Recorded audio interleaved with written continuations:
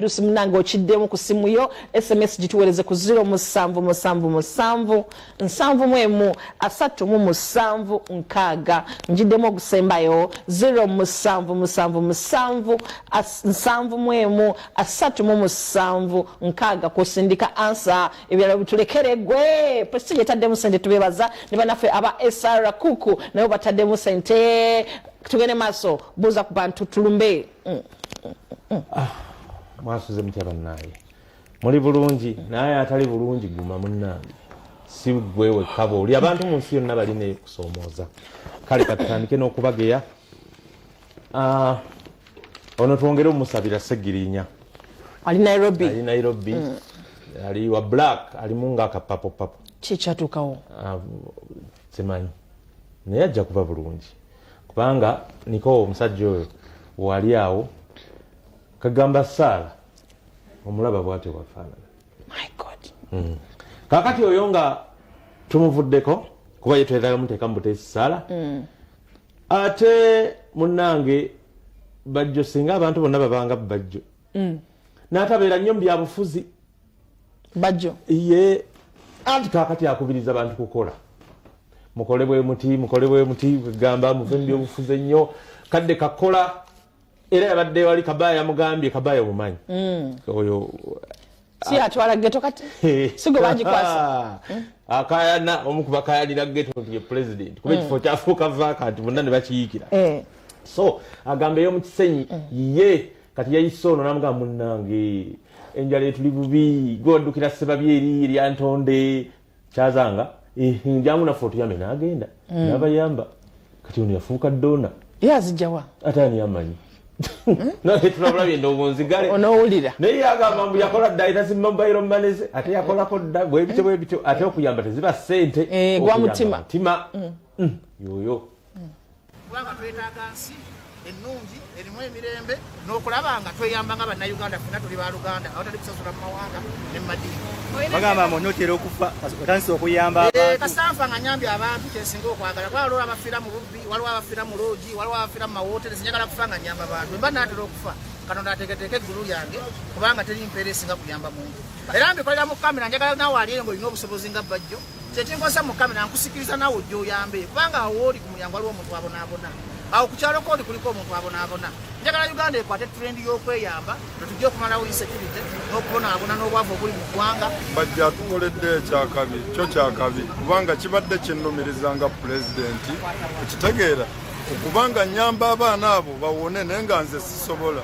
okukowoola obuyambi bajjo najja kinkoze bulungi nnyo nze mukimanyi bulungi oba oli NRM oba oli wa DP oba oli wa FDC nze sirina kibiina kya byabufuzi kubanga tukutte trendi embi abantu mbateddemu politics ate nga politics tateeka sowaani ku mmereyo era njagala bannayuganda mwenna mwejjemu endowooza egamba nti NRM bwafuna ekizibu simuyamba nga wanuubu njagala mwejjemu endowooza eriroka egamba nti njala webe kuluma ng'owa DP ali awo abona batosobola muyamba mwejjemu endowooza z'ebyobufuzi nze Bajjo ndi Newton saawula mu bibiina byabufuzi oba oli wa DP oba oli wa NRM oba oli wa FDC mwenna musigala muli bantu mwenna musigala mulina okisigala Kabaya olwankubidde embeera y'abaana mugirabye mu geto nambulira budget nangamba buli mwana just yeetaaga emitwalo 8 ogenda omujjanjaba kati nze ngamba tukwate trend egenda okubanga saawa y'ebyobufuzi weetuuka tubaba byabufuzi saawa ya development weetuuka tubaba development saawa y'okulaakulanya eggwanga lyaffe weetuuka tuba mu bibiina byabufuzi tubeera omuntu omu kuba ffenna tuli bannayuganda tulina omusayi gwa redi ate ffenna tugenda emmanjula tujja kufa tugwe ate ffenna twazaalibwa kati mwejjeemu kasasiro mufunamu mikisa mu ggulu mufunamu okulabanga nange netofali nenteeka ku bulamu bw'omuntu okubaawo bw'obavunanyizibwako ngani nga pulezidenti wa geto nina okusakira abantu bange tebabikaaniramu ne bagatolika bakkiriza era kyova olaba buli wendaga nga kakwata bagamba gwe kitegeera nambeero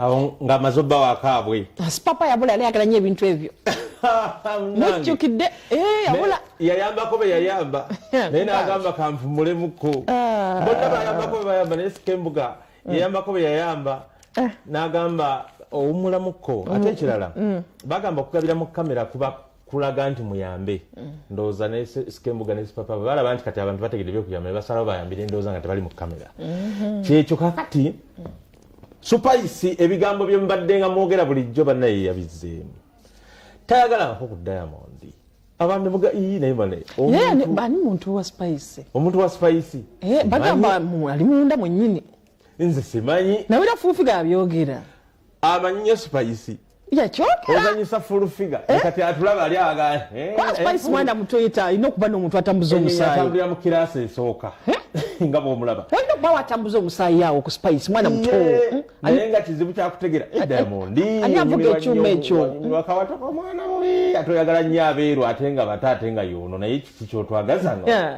nezzaliwa mubonyabonya kale omusajja oyo nze baamala ne bakkaanya nno nedda lwaki yatukola bubi kubanga nabagana okufa kwa Ivani waffe mukoddomi waffe omukulu semwanga era ono yakuyinamu wegundi naye omanyi omuntu akututteko mukazi we ow'abaana ate nga mukozi nga zali owunga kati uno abinnyonnyola ye kyamutwala zaali sina kolabo ya Diamond wabula just yatuukirirwa abeere mu luyimba lw'omu ku basajja ba Diamond n'okubeerako ku Usafi naye naye Diamond ye yakola Usafi TV Usafi Radio ono Lioni TV ya Kamiliyoni yatukolera ddame n'atusiibula nageseno naye gwe olaba amaka gagundi ga Diamond gamalungi yakola amaka amapya kagamba yeki owaye bagamba kali organized naye nga mu bukodo yasooka kaakati Spice kabitunyo. Before I left Uganda, I got a message from Diamond Platinum. Nyini, of course, nangamba nti we shall be expecting you to Tanzania. Ni artist wange kubanga ye CEO wa Wasafi WCB. So netubanga tu communicating before we went to Tanzania. He was out of Tanzania na ye yakoma ndowooza eddenga naffe tutuuse Tanzania. So he was like atuyise ku kadina ewakawe. Era we went to his home. We had dinner and after party with my team. We had a good time. We had welcoming Gabulunji. He took us around his home. He has a studio at home. I met the producers, Abakolao. I met the Wasafi artists, And then I want to tell Ugandans and Bantu, Balunji nyo, and we expect them to support National Chibachibundi, the woman, okay? And I've seen them promote so much negativity around the picture, and there's nothing good about the picture. Naturally, I didn't go to Tanzania because nabadde ngoba collaborations. Yeah? Echo so mulungi collaborations onaze Tanzania. These guys look up to my stuff, and they are inspired and they love what I do. That's why they reach up to me. Ate nange opportunity yamanyi okulaba ng'omuntu gwokkiririzaamu, one of the best. They would love to work with you. The very important thing is not a collaboration with Diamond.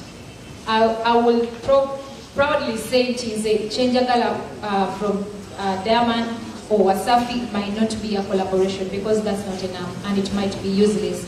Because we've seen Ugandan artists who collaborations in Nini Nabaimbi about international and you guys don't promote the music. I've seen artists who are Nigeria. You guys never support the music. Will you guys support my collaboration with Diamond Platinum? So that might not be the issue, but Nzebigenzo Wiga from Diamond, him giving me time to talk to me, about music, us having a relationship like friendship, getting to know how he does his stuff, how he got where he is just alone for me. I've done projects with Wasafi. Besides most of the projects, I might not tell you with who, Obani. That is my secret. When it's out, you guys will see it. Kakati Spasidana yaze mu luzungu yabadde ku top cat eggulu abange kati mungeye mpola mbalaba nze muko mukulu aniwe agundi ono full figure abange kati ati tumogedde nawe za message muka mukulu mungeri mukulu yaluwa nange sitegede ebitu bino bisesa godi ngeri biri byalugamu tuve wala tutuyitira no naye nga tusima basawo ne banyabo singa temuteka mu maanyi ye ate twandibaddewo tutya mukama abatere mu baraka ne byammwe bitambule ali ku kamera Bilese Kirime producer Justin Nakagwa mu control room aliyo Nicholas Muhanuzi era nga tubagamba wali wa idi twagala kubadiza idi tokyerabira katugende embwa n'amala. Good morning. Olugambo mukyenkyanga luwagiddwa. Family Hardware Limited tusangibwa Wakiso ku Wakiso District Road Masogo Muzikiti esimu noti 7725 8 8 3